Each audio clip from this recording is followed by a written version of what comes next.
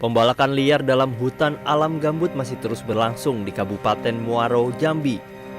Angka itu jauh lebih tinggi dari rata-rata hujan bulanan di Indonesia yang berkisar 150 mm.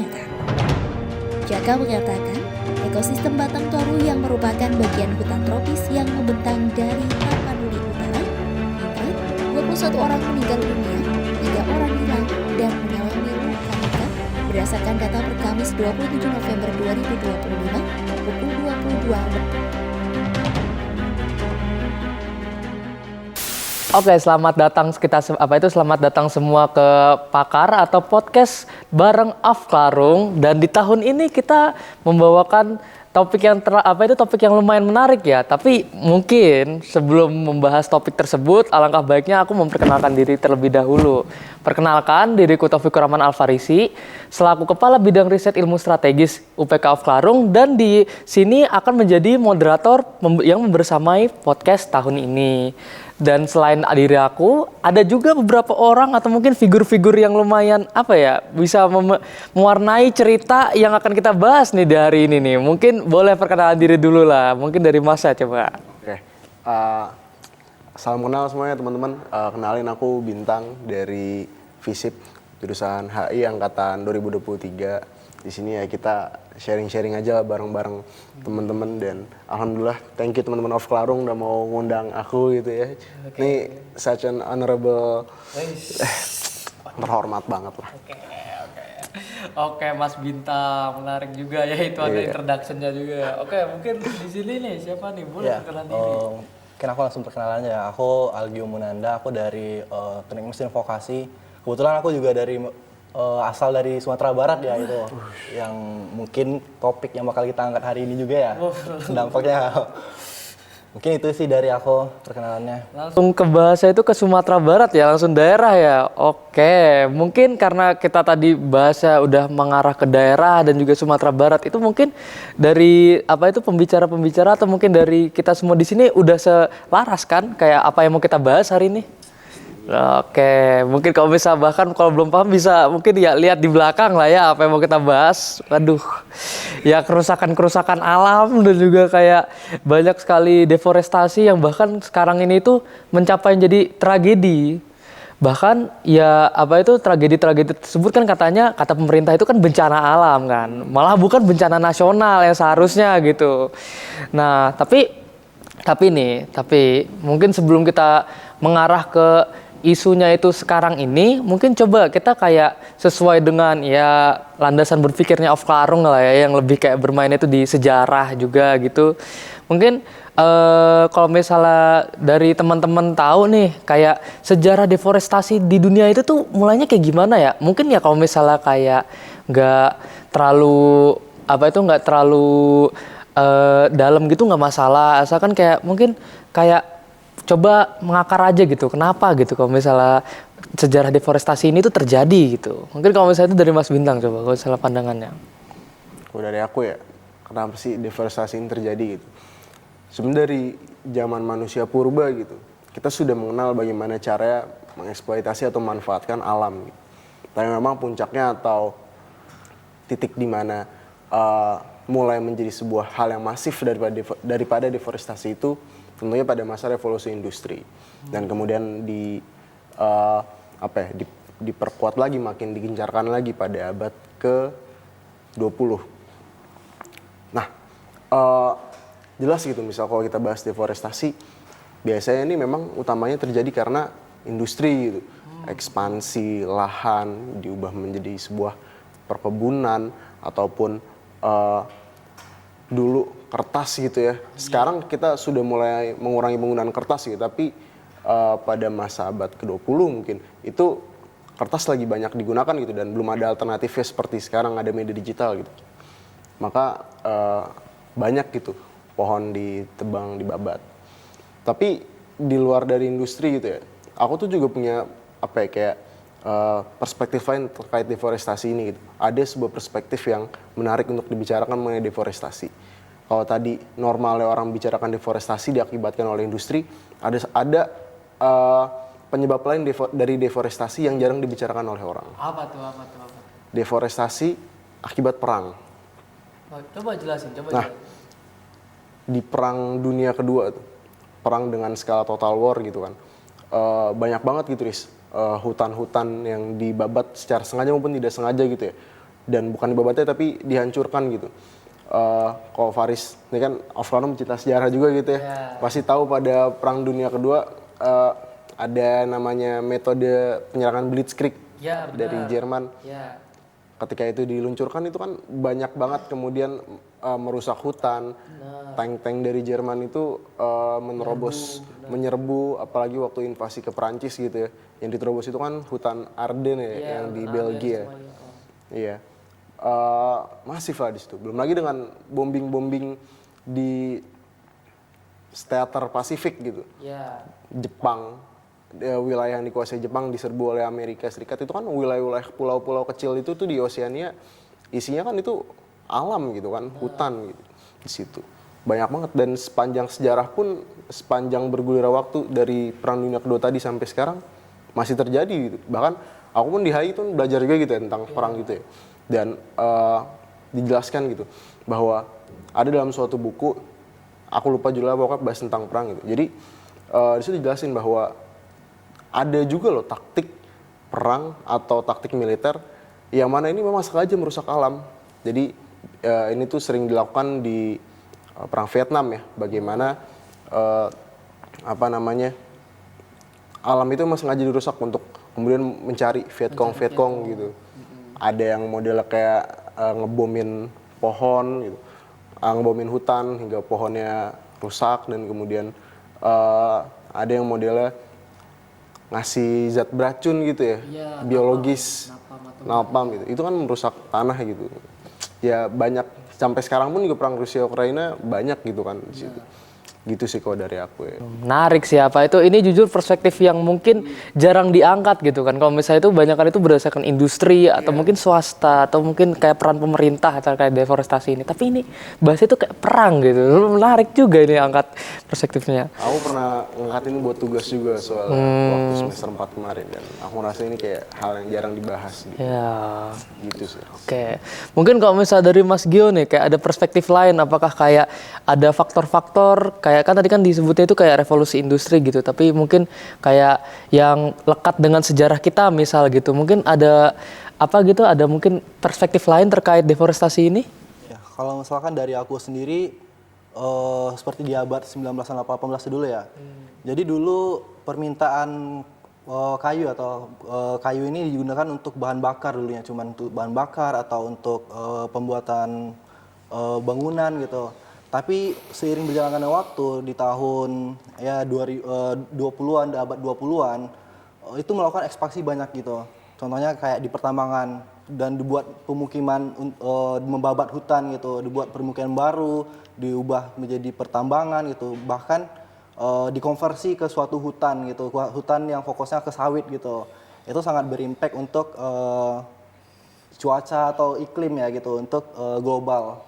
Tapi kalau misalkan dibawakan ke, aku kan kebetulan teknik mesin itu, sekarang sudah banyak digunakan bahan bakar untuk dijadikan sebagai suatu energi. Contohnya dijadikan untuk bahan bakar pemanasan boiler gitu, kayu bakar ini.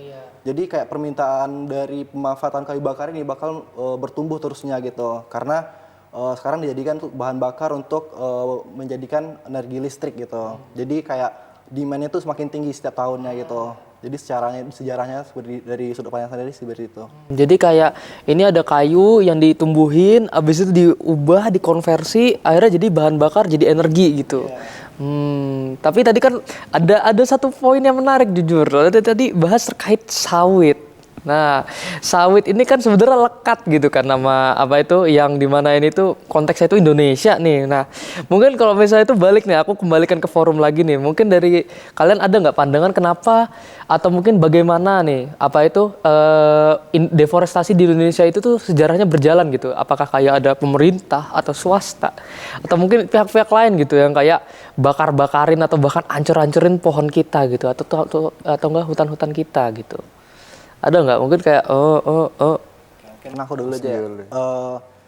Sebenarnya kalau di Indonesia sendiri itu kan deforestasi itu awalnya itu tuh pada zaman kolonial ya dulu ya, penjajahan Belanda gitu, di mana dari mereka itu memanfaatkan hutan kita itu sebagai rempah-rempah gitu. Jadi mereka tuh melakukan tidak melakukan reboisasi tapi melakukan pembabatan untuk dimaksimalkan rempah-rempahnya itu, dan juga dimanfaatkan untuk infrastruktur gitu. Karena emang mereka mau berfokus untuk membangun infrastruktur di Indonesia waktu itu gitu. Tapi setelah kita merdeka, terkhususnya itu di tahun setelah Orde Baru gitu, itu eksploitasinya itu meningkat. Jadi di Indonesia itu banyak gitu yang seperti yang aku mention di awal itu dilakukan perluasan ekspansi pertambangan gitu. Dan juga yang aku mention tadi juga perluasan sawit gitu. Karena itu mungkin sebagai bahan orang kan berspekulasi bahwa itu sebagai sumber ekonomi gitu. Tapi kan mereka nggak memperhatikan impact-nya terhadap di Indonesia itu sendiri gitu. Karena ini deforestasi ini kan sudah menjadi stabilitas nasional gitu. Itu sih kalau dari perspektif saya. Mau nambahin nggak Bin? Mau nambahin nggak? Ada patikan nggak dari omongannya si Gio ini? Kalau misalnya deforestasi di Indonesia gitu ya, yang di highlight tuh pasti Kalimantan, Sumatera. Karena memang kayak sengaja gitu. Kadang perusahaan atau memang negara sendiri gitu, pemerintah sendiri gitu ya, sengaja gitu Sumatera dan Kalimantan ini untuk dijadiin hutan produksi gitu. Tapi mungkin aku ngelihatnya kayak ya meskipun memang produktif gitu hutannya banyak menghasilkan kayu-kayu yang bagus ataupun memang lahan-lahannya cocok seperti di Kalimantan gitu ya, lahan-lahannya cocok untuk ditanamin sawit gitu. Dua wilayah itu tuh juga sebagai paru-paru dunia gitu loh. Maksudnya banyak pohon yang memang itu naturalnya begitu untuk sebagai penghasil oksigen gitu. Dan kemudian banyak satwa-satwa endemik juga gitu di situ, flora dan faunanya gitu. Jadi terkadang miris juga gitu. Walaupun memang padahal ya sebenarnya nggak ada salahnya juga gitu kita melakukan deforestasi dalam artian dengan cara yang terukur gitu. Ada standarisasinya. Dan kemudian ya memang hutan itu kan tadi gitu. Kalau misalnya di undang-undang juga aku lupa nomor berapa. Tapi memang ada kayak penggolongan gitulah. Ada hutan yang untuk sebagai hutan produksi, ada juga yang sebagai hutan lindung gitu. Jadi gitu sih kalau dari aku. Nah tadi kan ngomongin Kalimantan sama Sumatera, terus juga kayak ada satwa-satwa endemik lah yang bisa jadi dampaknya gitu. Nah mungkin kalau misalnya sepengetahuan teman-teman ya di sini kayak daerah mana ya, kalau misalnya daerah mana yang paling kayak kelihatannya itu terdampak sama deforestasi ini gitu. Soalnya kan kayak berita-berita kita banyak yang cerita itu kayak daerah sini kena, daerah situ kena, kayak nggak ada hilang-hilangnya juga kan kalau misalnya itu berita terkait deforestasi ini gitu. Nah paling terdampak sepengetahuan kalian itu di mana aja misalnya? Mas Gio tadi. Pas banget dari Sumatera. Jadi kalau misalkan dari perspektif saya di Indonesia itu ada 4 region. Pertama itu Sumatera ya, tentunya Pulau Sumatera. Terus Kalimantan, Sulawesi dan Papua gitu. Tapi kalau di Sumatera itu berdasarkan data yang aku lihat itu emang fokusnya mereka di sawit gitu. Ya menurut aku tata kelola ruang itu masih kurang gitu untuk di bagian sektor itunya pemerintah mungkin ya, aku nggak tahu itu siapa yang bakal ngatur tata ruang itu. Terus untuk di Kalimantan sama Sulawesi, Papua itu kalau di Kalimantan masih sama itu di sektor pertanian gitu. Kalau Sulawesi sama Papua itu fokusnya ke pertambangan. Tapi ada sih yang aku highlight yang sangat signifikan atau krusial terkait deforestasi ini. Jadi itu ada di IKN gitu. Aku nggak tahu itu sebenarnya bakal bagaimana. Maksudnya sudah melakukan sudah melakukan pembangunan segala macam, tapi terbengkalai saat ini gitu. Itu sangat berimpact kan untuk iklim dan segala macam gitu, kan ekonomi juga gitu. Aku nggak tahu itu mungkin tata kelola ruang kita mungkin harus diimprovisasi menurut aku sendiri karena banyak yang harus diallocate yang lebih signifikan terkait ya deforestasi ini. Mungkin mau lanjut, Bit. Kalau bisa by datanya gitu ya, paling banyak terdampak, paling banyak angka luas, seberapa luas lahan yang terdampak deforestasi gitu ya, secara hektar. Tadi benar Sumatera, Kalimantan gitu. Ya, tapi di Sumatera ini tuh aku melihatnya gitu sebagai orang luar Sumatera. Melihatnya kayak kalau Kalimantan, oke masih ada cocoknya gitu. Emang lahan-lahan yang cocok untuk tanamin sawit, apa sih gambut ya namanya? Iya, gambut. Iya, bukan yang dan kontur tanahnya juga nggak yang kayak pegunungan, bukit gitu seperti di Sumatera gitu. Tapi yang di Sumatera ini nih kayak mengerikan gitu kalau bisa dialihfungsiin kayak gitu. Maka dampaknya jadi banjir, bencana-bencana ekologis dan lain sebagainya. Tapi ya, tadi di luar, kalau misalnya by data kan tadi gitu, Sumatera dan Kalimantan yang paling besar dampaknya terkait deforestasi ini. Ada satu Papua tuh memang masih terjaga ya, masih terjaga. Tapi di era Prabowo ini lagi banyak di highlight. Oke, kenapa tuh? Food estate. Oh, Food estate di Merauke. Dampaknya bukan cuma dikhawatirkan ada dampak ekologis saja, tapi dampak sosiologisnya terhadap masyarakat-masyarakat di sana. Karena kalau ngeliat di berita gitu, namanya Greenpeace sering dia sering ngeberitain advokasi tentang di Merauke itu ya. Jadi ada yang namanya masyarakat adat Marin gitu di sana. Nah itu terkena dampaknya dari deforestasi ini, tergusur, kemudian wilayah-wilayah adatnya dipaksa gitu untuk kemudian suruh pergi gitu mereka. Dan dampak sosiologisnya juga pemerintah ini juga kadang caranya ini dilakukan secara represif gitu kan, sehingga banyak yang takut, kemudian banyak merasa tertekan, dan ya itu nggak seharusnya mereka dapatkan gitu di tanah mereka sendiri gitu. Dan kemudian ini mereka yang biasanya makan sagu dipaksa untuk food estate di sana, aku lupa itu. Pokoknya yang pasti bukan bahan pokok atau makanan pokok yang biasa dimakan orang-orang di Merauke gitu kan. Ya gitu sih kalau dari aku. berarti ini kan ini jujur tadi udah bahas-bahas Prabowo nih, udah bahas orang nih kan. Nah, jujur ini udah mulai menarik nih. Kalau misalnya menurut kalian nih, coba menurut kalian itu kayak salah satu suspek atau mungkin kayak berapa orang yang mungkin terlibat nih di deforestasi kita itu siapa aja nih? Kalau misalnya itu, coba dari kamu dulu, Bin. Kan kamu yang tadi bahas Prabowo nih. Jujur sih aku belum ini ya ngulik sampai situ gitu. Tapi kalau kayak konspirasi gitu kan ada aja tuh kan kadang kalau scroll TikTok ya atau IG kayak Luhut tiba-tiba diduga diduga perusahaannya ada yang terafiliasi. Prabowo juga ada kemarin kayak gitu tuh. Aku lihat gitu kan diduga perusahaannya yang PT Pulp pokoknya bubur kertas gitu ya di Sumatera tuh terafiliasi gitu dengan Prabowo tuh perusahaannya. Cuma gitu ya mungkin Eris ya susah nyari informasinya nih kita juga gitu kan, dan pasti kan ditutup-tutupin. Benar. Kayak kalau ada yang berani media bersuara gitu disikat sih kayak Iris.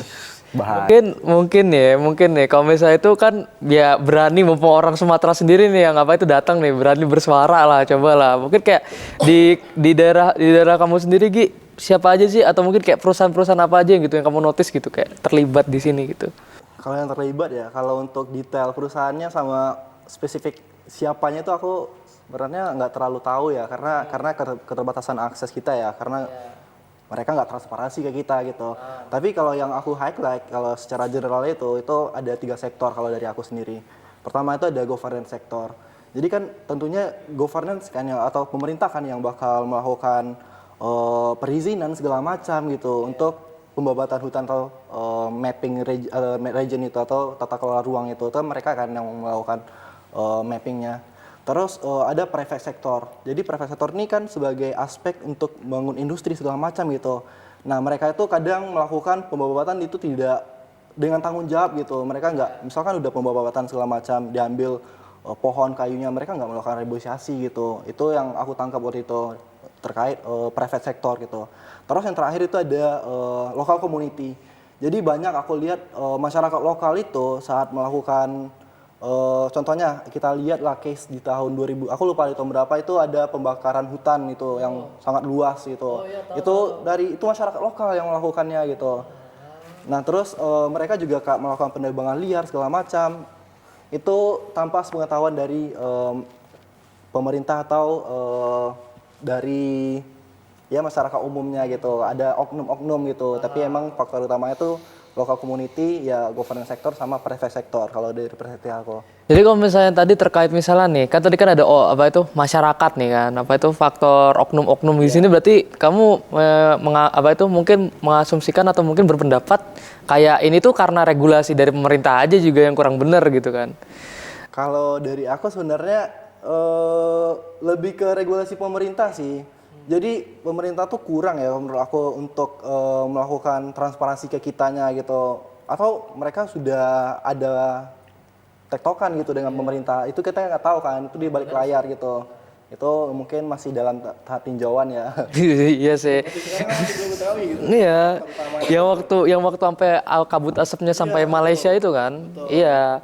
Nah, mumpung ini kita sama anak FISIP nih Bin nih kan. Apa itu aku mau nanya. Tadi kan aku juga bahas terkait regulasi yang mungkin kurang gitu terutama di daerah kayak lingkungan hidup atau mungkin tentang alam apa itu konservasi alam itu sendiri gitu. Aku mau nanya sih kayak di pemerintah sendiri itu tuh kayak ada undang-undang apa nggak sih yang kayak mungkin dimiliki pemerintah itu buat kayak melindungi alam ini gitu? Secara jelas sebenarnya ada satu pasal yang udah menggambarkan dengan jelas gitu, kayak bagaimana seharusnya pemerintah ini bertanggung jawab untuk melindungi kekayaan alam yang ada di Indonesia ataupun dalam konteks ini hutan gitu ya. Iya. Di Undang-Undang Dasar di Konstitusi pasal 33, correct me if I'm wrong gitu ya kalau salah. Iya, nggak Pasal apa-apa. 33 itu tuh dijelaskan gitu kayak apa namanya? Bumi, air dan kekayaan alam dikelola oleh negara, milik negara gitu. Jadi semisal ada yang memang perusahaan melanggar atau dia melakukan kerusakan, pasti udah diizinin sama negara Iya. perusahaan tersebut gitu. Maka perusahaan juga salah, tapi yang utamanya disalahkan adalah negara pasti, pemerintah. Kenapa bisa memberikan izin gitu? Ada apa namanya? Ada kecacatan berarti di situ dalam proses tadi apa ya kayak pengecekan AMDAL ya mungkin gitu segala macam dampak lingkungannya. Terus kemudian turunan-turunannya ada sih itu di aku lupa undang-undang pokoknya tahun 1990 pernah keluar, terus di zaman Pak SBY juga pernah keluar terkait perlindungan itu 2009 kalau nggak salah undang-undangnya. Dan skala internasional pun di Sumatera gitu ya, beberapa taman nasional tuh ada loh yang udah jadi warisan dari UNESCO. Oh. Dilindungi PBB ada gitu, taman nasional beberapa. Aku lupa. Baru tahu jujur. Apa ya? Kerinci Seblat kayak kalau nggak salah, Sumatera Barat tuh kan. Kerinci sebelah. Kerinci. Oh, Kerinci di Riau kalau tahu. Oh, Riau itu ya. Kerinci Seblat tuh di Riau itu ya. Yang ada Gunung Kerinci. Gunung Kerinci di Riau. Ya, setahu aku di Riau. Kalau Sumatera Barat nggak ada Kerinci. Itu terus aku lupa yang lainnya. Ya dan pastinya kalau misalnya udah jadi dipandang oleh masyarakat internasional gitu kan udah jadi warisan dunia seperti itu, harusnya kesadaran pemerintah untuk melindungi lebih tinggi dong gitu. Ini all eyes on you gitu. Iya, benar. Iya, sekarang kan apa namanya dunia ini kan all eyes on negara-negara produsen oksigen dunia ini. Iya. Gitu. Kritis semua sih bicara hutan hujan Amazon di Brazil gitu, sama juga gitu lagi kritis-kritisnya. Indonesia pun juga gitu sih. Bener sih. Nah, ini kan juga kan tadi kan udah bahas kayak regulasi kita tuh sebenarnya longgar banget kan, apa itu kayak dari AMDAL sampai bahkan kayak terkait perlindungan terhadap bahkan apa itu beberapa aktivis-aktivis lingkungan juga gitu. Nah, tapi kalau misalnya nih di lapangan Sumatera sendiri nih kayak dengan regulasi longgar tersebut itu kayak apa aja sih yang mungkin di notice gitu, apa itu kayak jadi perhatian gitu, apa aja yang mungkin kayak selain pembakaran atau mungkin pembabatan lahan itu tuh ada lagi nggak yang mungkin jadi kayak concern gitu di Sumatera sendiri? Kalau di Sumatera sendiri kan ya sih yang aku mention di awal tuh sawitnya sih gitu. Karena kan sawit ini kan sebenarnya orang kan bilang ini kan tetap hutan segala macam gitu, tetap hutan sawit gitu. Tapi kan sebenarnya itu dampaknya tuh di kualitas tanah gitu. Jadi sebenarnya tanah hutan yang natural itu, yang alami itu bisa menyerap air hujan dan segala macam gitu. Tapi di saat sudah melakukan ke perkebunan sawit itu tanahnya menjadi kering gitu. Makanya kayak case yang terjadi ya longsor, terus banjir, bahkan disebut bencana alam katanya gitu kan. Padahal itu kan sebenarnya itu regulasi yang salah atau pengambilan keputusan yang tidak bijak gitu menurut aku sendiri gitu. Contohnya itu sangat berpengaruh terhadap ekonomi yang contohnya kita dari Sumatera Barat ke Riau atau itu kita ada satu jalan doang kan. Itu jalannya itu sering longsor gitu. Jadi dari pemerintah itu nggak ada mitigasinya gitu. Jadi itu bahkan itu udah menjadi kegiatan rutinan gitu longsor itu. Jadi itu satu jalan doang akses kita dari, contohnya kita dari Payakumbuh ke Pekanbaru gitu kan, itu ada satu akses doang. Jadi itu biasanya tiap tahun tuh pasti longsor gitu. Bahkan nggak ada mitigasinya sampai sekarang. Mereka cuma berfokus di saat bencana itu terjadi gitu, tidak saat melakukan perencanaan yang harus dilakukan solusi gitu atau alternatifnya. Apa sih alternatifnya? Nggak ada gitu. Aku belum nemuin gitu mitigasi dari pemerintah terkait case-case yang terjadi gitu. Karena itu kan sangat signifikan ya impactnya untuk pertumbuhan ekonomi. Benar, apalagi karena itu juga itu jalan vital kan, jalan vital ekonomi. Nah, mungkin kalau misalnya ini kan kita kita udah bahas jelek-jeleknya nih kan, udah seabrek-abreknya kita udah kayak ngangkat unek-unek kita sendiri lah terhadap pemerintah gitu. Nah, mungkin coba kita kayak bantu pemerintah di sini nih. Kita coba bantu pemerintah nih. Nah, menurut kalian itu kayak penanganan yang perlu dilakukan sama pemerintah itu gimana nih kalau misalnya itu? Mungkin dari kamu dulu Bin, mungkin kita coba dari luas terus menyempit nih, habis itu ke yang di Sumatera lah misal. Yang perlu dilakuin gitu ya. Sebenarnya ini coba kita secara filosofis gitu ya. Kalau misalnya tentang lingkungan tuh ada yang namanya antroposentrisme. Jadi bagaimana manusia ini melihat lingkungan sebagai sesuatu yang harus dimanfaatkan gitu. Nah ini kadang menjadi PR gitu di situ. Kayak menjadi seakan-akan manusia ini makhluk yang superior dan ya udah kalau soal lingkungan gampang aja kita korbanin gitu. Udah nggak penting lah gitu, babat aja, binatang udah bunuh aja gitu. Terus, nah inilah yang kadang menjadi pola pikir mayoritas atau kebanyakan manusia di bumi ini gitu. Terutama pemerintah-pemerintah juga. Gak nyampe tuh di otaknya untuk bahas lingkungan gitu. Makanya tadi yang kata Mas Gio juga nggak ada nih gitu alternatif solusi apa gimana. Yang ngomongin bencana Sumatera aja sekarang belum jadi bencana nasional gitu. Iya benar. Secara indikator itu udah bisa dijadikan bencana nasional gitu. Sama kayak tsunami Aceh 2004 gitu secara indikator. Balik lagi tadi antroposentrisme gitu. Nah, lawannya dari antroposentrisme itu kan biosentrisme gitu ya. Jadi bagaimana manusia memandang bahwa alam ini makhluk-makhluknya, flora dan faunanya sebagai bagian yang harus dihormati, kita pandang sebagai hal yang memiliki harga diri lah gitu.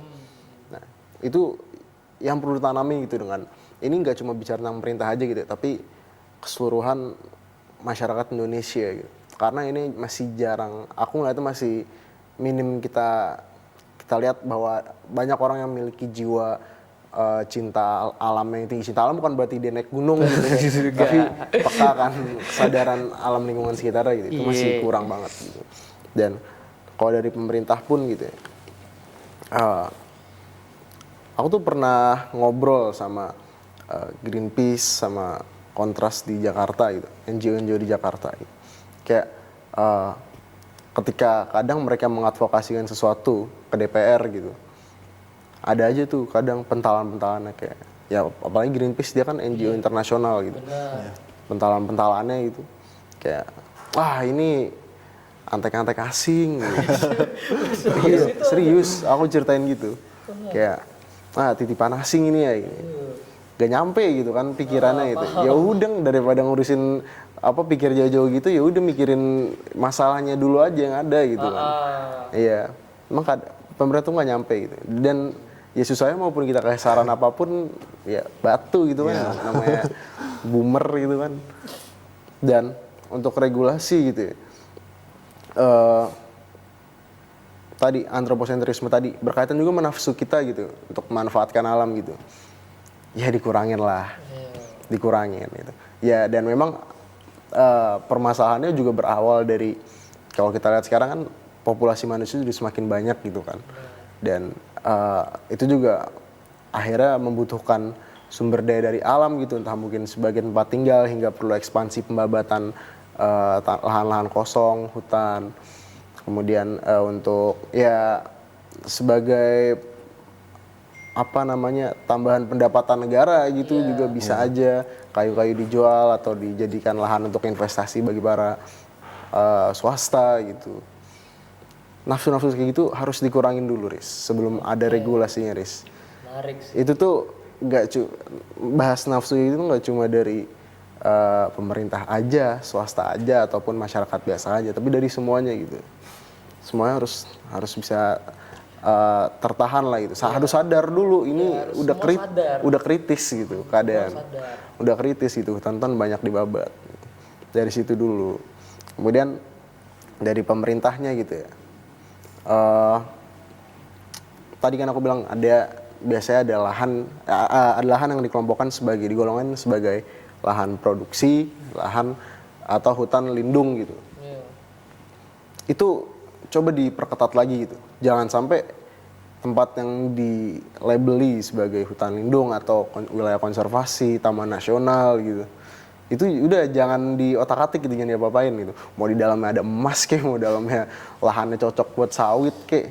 Ya udah fokus untuk dilindungi gitu. Ya biarin, udah ada porsi masing-masing gitu ya untuk diproduksi itu ada gitu.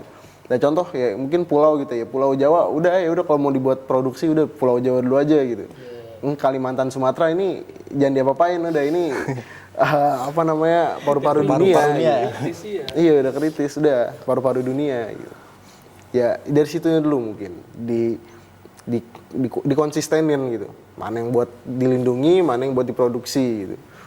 Ya setelahnya pasti regulasi-regulasi itu kan sebenarnya udah ada tadi gitu ya, kondisi-kondisi ideal melalui hukum-hukum tadi gitu yang tadi kita udah bahas sebelumnya gitu kan. Jadi tinggal eksekusinya aja. Wilayah-wilayah yang ditetapkan sebagai taman nasional gitu, itu kan ada undang-undangnya juga gitu di situ. Cobalah konsisten dilindunginnya gitu. Gitu sih paling. Benar. Nah ini coba nih, kalau misalnya Mas Gio nih, ada nggak kayak pengen pemerintahan Sumatera, entah kayak pemerintah gubernurnya nih Mas, kayak mau apa gitu, kayak upaya yang mungkin bisa dilakukan gitu, mungkin kayak pesan-pesan kepada pemerintah Sumatera gitu, apa yang perlu dilakukan? Kalau dari aku sendiri, apa sih yang harus mereka lakukan gitu? Sebenarnya aku suka sih ada yang di negara ini. Kita masuk ke secara global dulu. Sebenarnya dari global pun sebenarnya kan mereka udah ada alternatif ya. Contohnya mereka mengadopsi salah satu program itu SDGs, itu Sustainable Development Goals. Itu kan ada 17 poin kan.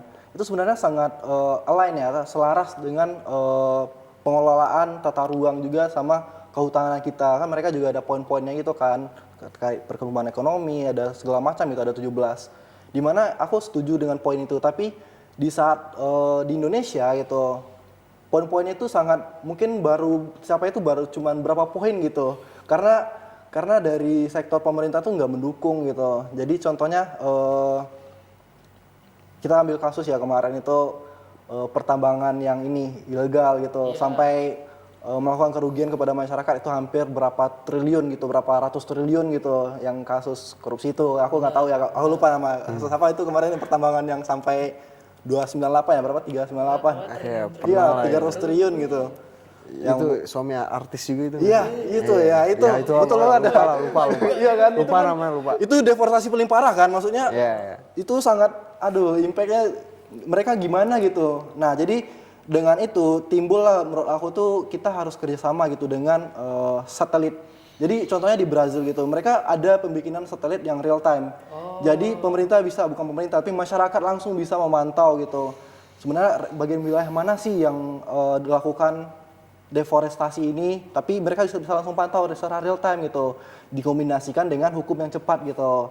Nah, aku harap pemerintah melakukan atau menerapkan itu di Indonesia gitu. Mungkin di Sumatera Barat atau di Indonesia langsung gitu. Jadi kita kerjasama dengan satelit yang bisa disaksikan dengan real time, dan hukumnya tuh harus cepat gitu. Jangan sampai nunggu 10 tahun, nunggu 20 tahun gitu, harus sampai kerugiannya sekian T gitu.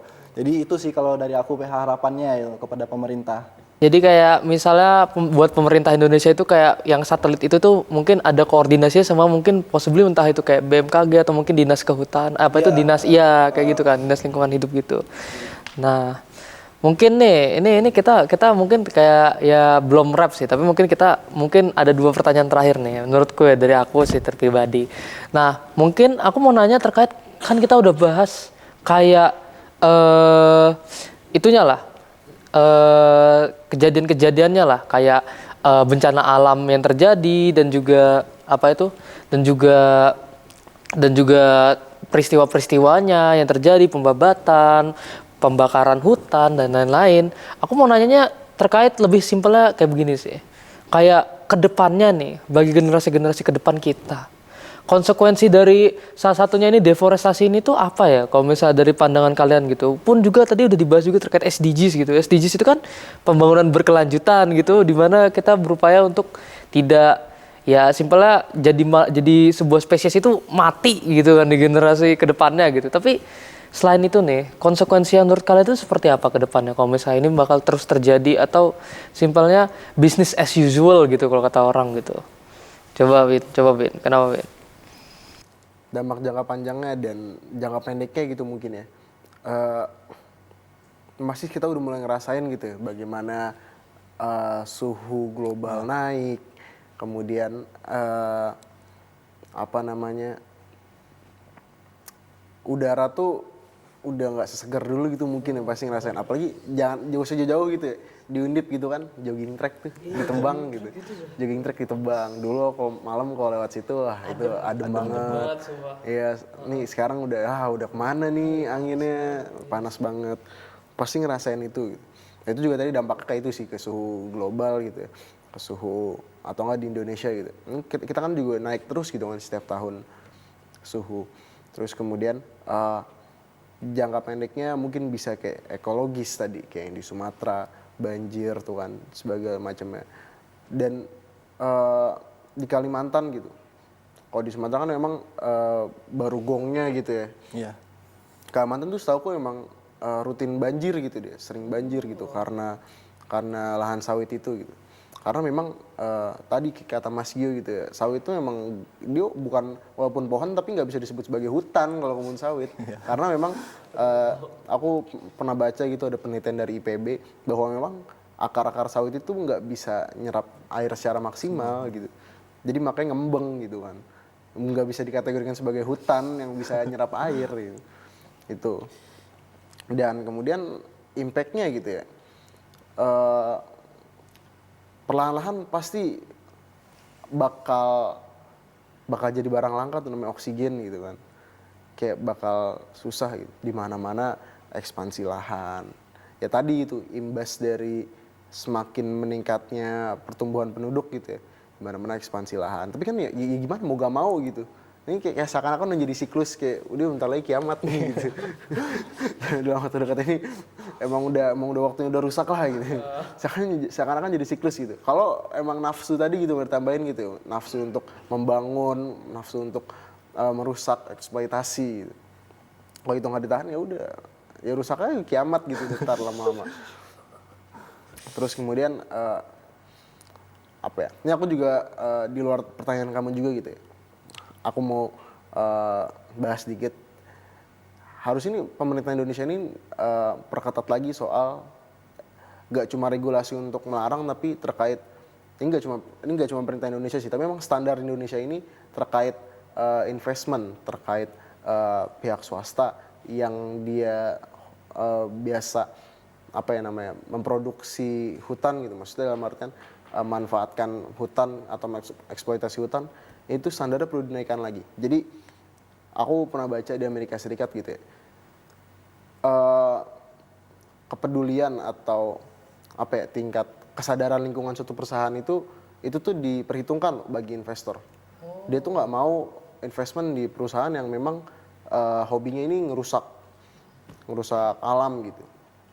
Itu jadi masuk dari indikator, selain dari untung ruginya gitu ya. Itu masuk jadi indikator para investor. Nah, coba itu mungkin budaya-budaya kayak gitu tuh diterapin juga gitu, kecil di Indonesia gitu. Ya, cuma kan di Indonesia ini memang ya kita kan bukan negara maju yang punya sektor industri utama lain selain sumber daya alam gitu kan. Kalau misalnya kita bicara negara gitu kan, ya di Eropa ataupun di Amerika tadi, ya sektor utamanya bukan bahan mentah tapi teknologi kan.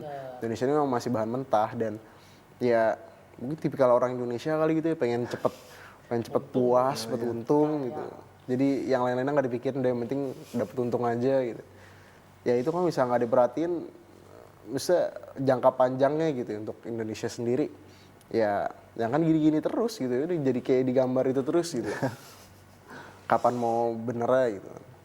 Tadi berkaitan sama nafsu untuk udah kurang-kurangin lah eksploitasinya gitu. Gitu sih paling.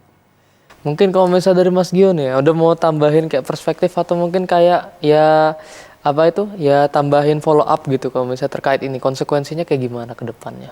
Kalau dari perspektif aku sama sih, setuju sih sama masnya. Jadi bakal menjadi agenda rutinan gitu bencana alam ini maksudnya. Jadi tiap tahun itu sudah tahu nih di tanggal segini udah ada longsor. Oh sudah tahu nih di tanggal segini bakal ada banjir gitu. Jadi kalau misalkan ini tidak di highlight deforestasi ini, jadi deforestasi ini bakal menjadi agenda rutinan gitu tiap tahun gitu. Jadi bisa jadi mereka udah melakukan tanggal sini bakal ada banjir gitu. Tanggal ini udah ada longsor gitu. Karena ya kan maksudnya Bisa. karena mereka nggak ada mitigasinya gitu. Oh fokusnya cuma pas bencana terjadi nih longsor. Ya udah fokusnya pas longsor itu doang itu. Oh terjadi banjir. Mereka fokusnya cuma pas jadi banjir itu.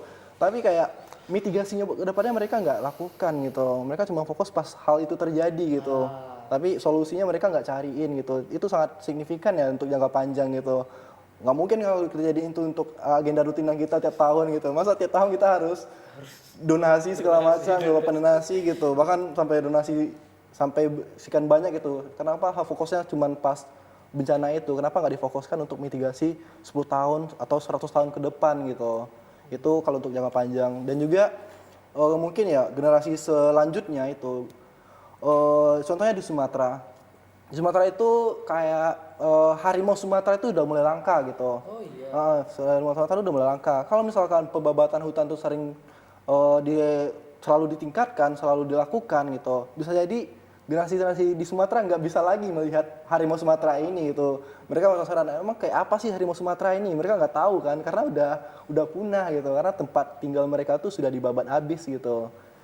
Dan ya aku harap ya untuk hal ini perlulah dipertimbangin lagi oleh pemerintah gitu terkait deforestasi ini, karena dampaknya itu nggak cuma terkait ekonomi, nggak cuma terkait climate change atau iklim tadi yang disebut sama masnya, tapi juga kayak dari satwa-satwa yang kita punya gitu, karena kita kan kekayaan kita juga dari situ juga kan gitu. Jadi aku harap lah pemerintah bisa di-highlight lagi dan mempertimbangkan setiap keputusan yang harus diambil gitu. Dan yang aku mention tadi awal, melakukan transparansi gitu ke kita gitu terhadap keputusan yang mereka ambil gitu. Itu sih untuk jangka panjang. Tadi aku mau nambahin juga nih, Dis. Kalau tadi kan ada harimau Sumatera tuh di Sumatera, di Kalimantan juga ada yang lebih miris lagi tuh pesut mahakam gitu kan. Pesut mahakam itu apa? Itu kalau kamu tahu model kayak dia lumba-lumba air tawar gitu. Oh. Di Sungai Mahakam gitu dia. Apa namanya? Jumlahnya tuh kalau nggak salah sekarang puluhan, 40 atau 30, 50 lah gitu. Kehitung jari banget gitu. Itu selain daripada polusi limbah kapal gitu di air, ya deforestasi juga masuk gitu ya di situ sebagai salah satu penyebab kepunahannya gitu. Nah, makanya sayang banget gitu kan. Dan kebanyakan yang menyorot itu orang-orang luar gitu. Maksudnya masyarakat kita pun tadi kesadaran untuk terhadap lingkungannya masih cukup rendah gitu. Dan yang kita lihat gitu kan di Kalimantan atau di Sumatera, kayak tahu Kalawait family kan itu, Andrew Kalawait itu kan. Kemarin malah dia diancam sama pemerintah gitu kan. Iya. Sekalinya ada yang peduli itu orang luar gitu, pemerintah malah sinisin gitu kan. Kayak harusnya malu gitu mikir anjir, kayak ini orang luar aja sampai notice gitu. Pemerintah ini kapan? Gitu. Nih, makanya ini nih kita berikan pertanyaannya gongnya di terakhir nih. Menurut kalian nih, tragedi ini dan tragedi lainnya dan juga bahkan di tahun ini itu tragedi di Sumatera. Itu tuh sebenarnya menurut kalian itu cuma bencana alam atau itu ada ulah pemerintah, olah-olahnya pemerintah di dalamnya? Coba mungkin mau siapa yang mau ngangkat? Oh, Mas Gio dulu. Oke. Mas namanya nanti. Kalau dari aku sendiri, ya mereka banyak mention ya terkait ini cuaca yang ekstrim gitu alasannya itu, cuaca ekstrim gitu. Jadi mereka bilang, oh cuaca ekstrim nih, makanya terjadi bencana segala macam gitu. Padahal faktor yang sebenarnya main role-nya itu, peran utamanya itu kan mereka sebagai pemerintah yang melakukan regulasi gitu, melakukan mitigasi terhadap cuaca ini gitu. Enak aja mereka kayak, oh misalkan nih ada cuaca terus ada bencana terus menyalahkan cuaca gitu. Harusnya mereka kan punya kapasitas gitu untuk melakukan ini apa mitigasinya gitu. Mereka yang punya kapasitas gitu. Masa kalau misalkan ada bencana segala macam bisa bilang dengan cuaca ekstrim itu. Padahal kan yang aku mention tadi ya, tanah yang tadi dilakukan dengan diganti dengan konversi sawit gitu, itu kan tanahnya udah nggak berkualitas gitu, tanahnya tuh udah tandus segala macam, makanya bisa terjadi longsor segala macam gitu. Seharusnya mereka sudah tahu gitu, mereka kan punya kapasitas gitu. Dan juga penyerapan air segala macam itu kan diganti dengan pohon sawit segala macam, itu kan airnya tuh nggak terserap dengan maksimal, dengan optimal gitu. Makanya bisa jadi tiap tahun bakal jadi agenda rutinan gitu. Terus tata kelola ruang gitu, mereka kayak melakukan, oh di bagian ini nggak apa-apa dilakukan pemukiman, oh dilakukan ini nggak apa-apa dilakukan pembabatan gitu. Mereka dalam mengambil keputusan untuk di tata ruang itu belum bijak gitu. Jadi yang aku bilang terus di awal, jalan yang dari Payakumbuh ke Pekanbaru gitu, itu jalannya ada agenda tahunan itu longsor gitu. Jadi jalan itu sebenarnya sebagai pensuplai bahan pokok gitu ke Pekanbaru. Jadi di Payakumbuh itu kita kan bukan di Payakumbuh tapi Sumatera Barat itu kita ngirim beras, ngirim cabai, ngirim sayur-sayuran itu pakai jalan di situ di Kilo 9, tahu nggak kira-kira Masnya? Nah, Pernah dengar. Ya pernah dengar kan. Nah, jadi setelah Kilo 9 itu ada namanya Kilo 44 gitu. Jadi di situ tuh ada agenda rutinan tiap tahun itu longsor gitu. Seharusnya kalau misalkan mereka sudah tahu itu ada longsor tiap tahun, mereka harus melakukan mitigasi gitu. Jangan fokus pas terjadinya doang gitu. Jadi ya sebenarnya yang aku bilang tadi ini bukan karena faktor bencana alam doang, tapi ada faktor internalnya atau faktor main role-nya atau peran utama itu dari pemerintah yang harus melakukan ya mitigasi lah, pengambilan keputusannya harus lebih bijak lagi, terus melakukan kata orang tingkatkan lagi konsekuensinya buat orang-orang yang tidak bertanggung jawab segala macam. Kita nggak tahu kan, mana tahu mereka yang sebagai ini ya peran utamanya untuk deforestasi ini gitu. Jadi ya itu sih pure bukan terhadap cuaca ekstrim atau bencana alam, tapi ya ada faktor-faktor yang mungkin dari pemerintah atau private sector juga gitu, atau dari lokal community-nya juga. Ya itu sih kalau dari aku. Jadi ini salah pemerintah. Faktor 3 tadi. Nah, faktor 3 tadi berarti lebihnya itu dominannya itu pemerintah ya. Kalau salah pandangan dari Mas Gio. Oke nih Mas Bintang, gimana nih? Pemerintah apa bencana alam? Simpel aja, kalau kata Anies tahun 2003 kan, angin gak punya KTP gitu. Sama nih juga, tanah gak punya KTP gitu, banjir gak punya KTP. Pasti ada sebabnya lah dari bencana-bencana ekologis itu gitu kan. Gak mungkin natural gitu aja gitu. Tapi kalau misal... Coba apa itu mungkin singkat aja, tadi kan bilangnya Anies singkat itu kan. Oh iya. Apa namanya, contoh tadi gitu yang aku udah bilang di awal gitu kan, terkait hutan atau geografis yang ada di Sumatera, menurut aku nggak cocok gitu untuk kemudian dijadiin hutan produksi gitu ya, karena kontur tanahnya tadi yang naik turun, terus kemudian dia bukan lahan gambut seperti di Kalimantan gitu ya, sehingga ketika memang tidak cocok untuk dilakukan sebagai tempat produksi, maka akan timbul bencana gitu di situ biasanya. Ya gitu sih paling kalau dari aku. Jadi kombinasi dari private sector dan kemudian dari pemerintah yang membiarkan begitu aja gitu, kayak tadi Mas Gio ceritain gitu. Gitu sih kalau dari aku, Riz. Oke, berarti pemerintah juga, salahnya pemerintah juga? Iya. Harusnya ya. Pasti. Oke, berarti ini forum sepakat bahwa ini itu permasalahan di Sumatera ini itu karena pemerintah. Pasti. Mungkin sebenarnya ya aku coba buat kayak kesimpulan lah dari diskusi-diskusi yang udah kita bahas ini kan. Sebenarnya ini pemerintah Indonesia ini tuh udah banyak sekali diberikan kesempatan dan juga banyak sekali diberikan peringatan juga kan dari pihak-pihak baik itu internal pemerintah, ini masyarakat maupun bahkan dari eksternal gitu. Bahkan kayak waktu itu tuh si Zulkifli Hasan itu juga pernah diajak ngobrol sama Harrison aktor. Ford, Iya, ya. Harrison Ford itu. Han Solo tuh Star Iya, Wars. itu bayangin Han Solo ngomong loh sama si Zulhas, dan Zulhas itu kayak bahkan kelihatannya itu nggak apa ya, nggak kompeten gitu dalam bahas terkait kehutanan ini kan. Itu pemerintah kita itu udah diberikan banyak kesempatan, tetapi malah kesempatan tersebut itu dibuang semena-menanya hanya untuk ya keuntungan, ya apa ya, keuntungan sepihak dan juga keuntungan dalam jangka pendek Jangka gitu. pendek. Bukan jangka panjang, yang dimana kalau panjang itu kan nanti kayak selain terkait keuntungan, kita juga coba lebih membuat lingkungan yang bahasanya itu bisa berkelanjutan gitu, ekosistem tetap hidup, habis itu juga hewan-hewan juga bisa tetap berjalan berdampingan dengan manusia, dan seperti yang tadi Bintang bilang tadi itu terkait pembangunan yang biosentris itu kan. Iya. Dan ya menurutku ini tuh sebuah apa ya bahasanya? Stabilitas nasional ya. Iya, sebuah kayak sebenarnya ini bukan cuma isu di Indonesia juga. Iya, seluruh Isu yang dunia. banyak Seluruh dunia, sekali di dunia ini. Terkait ini kan bahkan masuknya itu ke climate change, bukan global warming lagi, tapi perubahan iklim. Kita aja kan sering sekarang itu hujan aneh-aneh juga kan. Iya, ini setahun ini hujan terus. nih. Hujan aneh, terus juga panasnya sekali panas banget. Iya. Nah ini tuh jadi sebuah isu yang lumayan perlu menjadi perhatian kita bersama gitu. Dan dan mungkin tragedi di Sumatera ini, bencana nasional ini tidak hanya di Sumatera saja, mungkin saja bahkan di daerah-daerah lain, atau bahkan mungkin pemerintah mendapat karmanya sendiri malah di daerah-daerah sektor-sektor krusial mereka gitu kan. Jadi menurutku climate change ini sebuah hal yang perlu menjadi perhatian bersama.